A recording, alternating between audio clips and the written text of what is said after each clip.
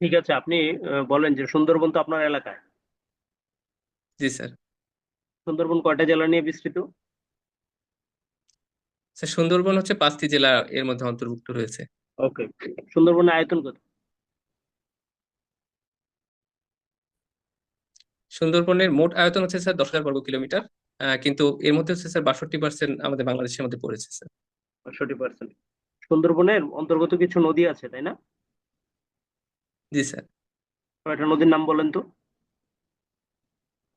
Sir উল্লেখযোগ্য পশুর নদী রয়েছে। আহ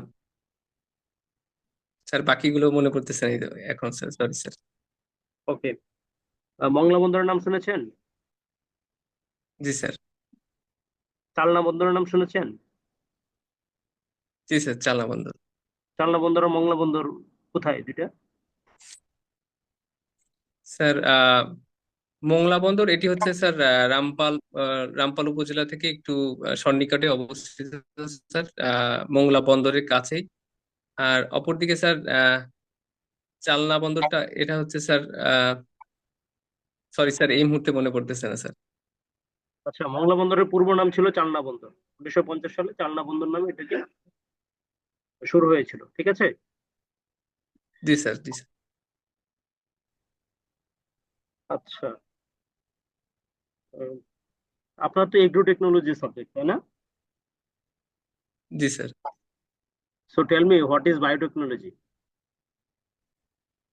So biotechnology is a science that deals with the genetic engineering, and by utilizing the knowledge of genetic engineering, we any biotechnologists they produce different types of they invent different types of uh, products by utilizing by making gene transfer and if and positive and this expected gene by transforming this expected genes, the biotechnologist or researcher they can provide high yielding variety, for example salt tolerant variety, etc.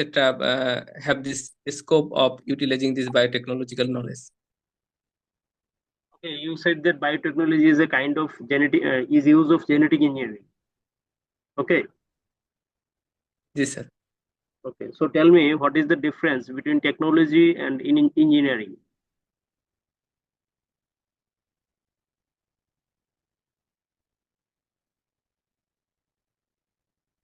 Sir technology হচ্ছে sir একটি প্রযুক্তি। আহ, আর এই প্রযুক্তিকে কাজে লাগানোর যে কৌশল সেটা হচ্ছে sir engineering. Ratio. Sir sorry এটা ভুল হতে পারে স্যার আমার। Okay.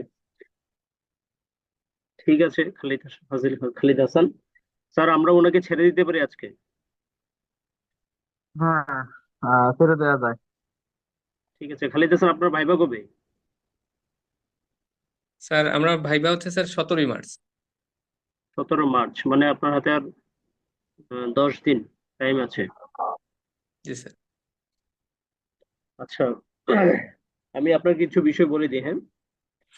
যেমন আপনার স্ট্রেংথ পয়েন্ট হচ্ছে আপনার স্মাইলিং ফেস ছিল খুব ভালো। এটা খুব ভালো জিনিস। স্পিকিং আপনি ফ্লুয়েন্সি খুব ভালো, ঠিক আছে। এবং আপনার কথার মধ্যে কেইডেন্স আছে, কথা গুছালো, এবং সেই সাথে হচ্ছে কথাগুলা মধ্যে হচ্ছে পজ ছিল, বিরতি যে থাকা সেটা ছিল যথেষ্ট। এটা ভালো, মাশাল্লাহ। কিছু জায়গায় আপনি একটু পরিবর্তন করবেন। তো আপনার হচ্ছে যে এখন যেটা হবে, জি আপনার স্যার। প্রিপারেশনটা হবে, অ্যান্সার গুলো কিভাবে আপনি করবেন সেটার উপরে বেসিস করে আপনার প্রিপারেশন নিতে হবে, ঠিক আছে। তো আপনি জি স্যার। ইন্ট্রোডাকশন ইন্ট্রোডাকশনের ক্ষেত্রে আপনি হচ্ছে যে বলেছেন যে প্রথম দিকে যে thank you for giving me opportunity somewhat, এই যে একটা লাইন ব্যবহার করেছেন সেই লাইনটা স্কিপ করবেন, ঠিক আছে। আচ্ছা আচ্ছা, ঠিক আছে। আচ্ছা, আর একটা বিষয় হচ্ছে যে ডিসলাইকের কথা বলছেন, যে আপনি কি কি ডিসলাইক করেন। দেখেন, ডিসলাইক কিন্তু অনেক কিছুই করেন আপনি। মোটা থেকে দুইটা বিষয় বলতেছেন, স্মোকিং আর হচ্ছে আপনি টেলিং লাই। তো বিষয় হচ্ছে যে আপনার ইন্ট্রোডাকশন আপনি করছেন, সেই ক্ষেত্রে নেগেটিভ একটা ইস্যু যেমন ডিসলাইক, এটা তো একটা নেগেটিভ জিনিস, এটা আনা দরকারই নেই, ঠিক আছে। আপনি যখন আপনার ব্যাপারে বলা হবে, আপনি কি কারোর সামনে ঠিক আপনার আছে স্যার। নিজের খারাপ গুণগুলো বলবেন নাকি ভালো গুণগুলো বলবেন? স্যার আমার ভালো গুণগুলো বলার চেষ্টা করবো স্যার। সেটাই। আপনি লাইকিং যে সেক্টর সেটা বলতে পারেন, আপনার স্ট্রেংথ যেগুলো সেগুলো বলতে পারেন। আর এইম ইন লাইফটা একটু গুছান। এইম ইন লাইফ, আমি পার্সোনালি মনে করি আসলে একজন মানুষের aim in life to be a civil servant, এটা আসলে বললে বোর্ডও বুঝে যে আপনি আসলে আপনার এইম ইন লাইফ নিয়ে সচেতন না। তার মানে হচ্ছে আপনি যদি সামহাও যদি সিভিল সার্ভেন্ট না হইতে পারেন তাহলে কি করবেন? আপনার লাইফ শেষ। একটু গোছান, ঠিক আছে? একটু মানে এখানে ভীষণটাকে কি আপনি বলা যেতে পারে স্যার? তো সেই ক্ষেত্রে আপনি যে আসলে পার্সোনালি আপনি কি করতে চান, মানে কেমন ধরনের আপনার অনেকে আছে যে তাদের হচ্ছে যে লাইফটাকে সে অন্যভাবে দেখে।